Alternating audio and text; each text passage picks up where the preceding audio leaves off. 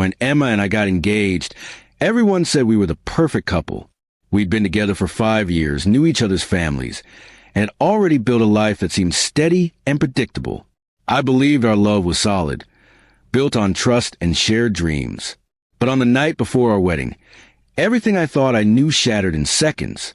We were sitting in the small garden behind my house, finalizing last-minute wedding details. The fairy lights flickered above us, and she seemed strangely quiet. Her hands trembled as she held her cup of tea, her eyes distant. I thought it was just wedding nerves. But then she looked at me, her face pale, and whispered words that cut through the calm like a blade. "I never wanted to marry you," she said, her voice shaking. I always loved her. For a moment, I couldn't breathe. My heart thudded in my chest, disbelief flooding through me. "Her," I asked, barely able to speak. "Who are you talking about, Emma?" Tears rolled down her face. "Clara," she said, "your sister's best friend. I've loved her since before you, and I even started dating. I thought I could move on. I thought I could love you enough to forget her. But I can't." The garden suddenly felt too small, too heavy with the truth that had been buried for years. I didn't shout. I didn't accuse. Something inside me just stopped. I looked at her and saw not the woman I was about to marry, but a person trapped in her own confusion, her own heartache. I swallowed hard, trying to keep my voice steady.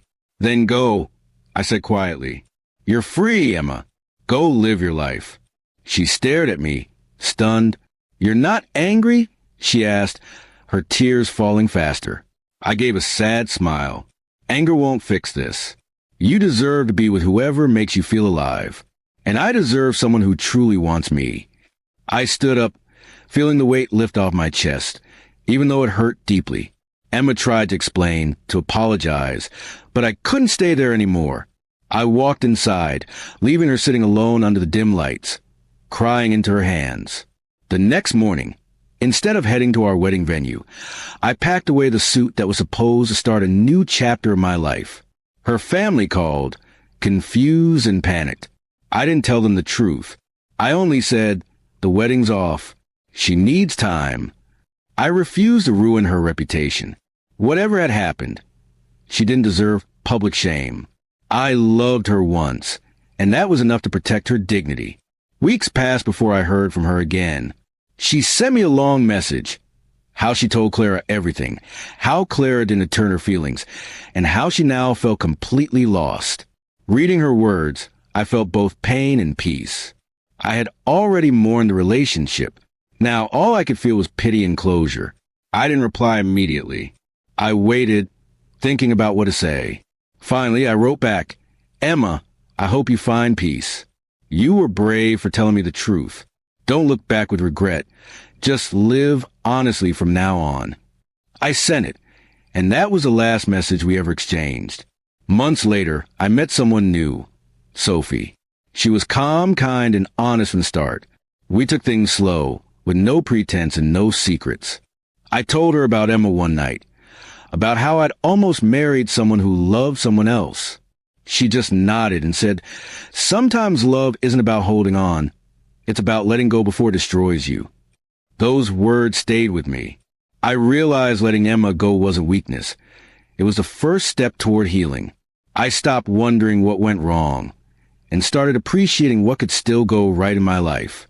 Sophie became a quiet strength beside me, teaching me that love built on truth always grows stronger.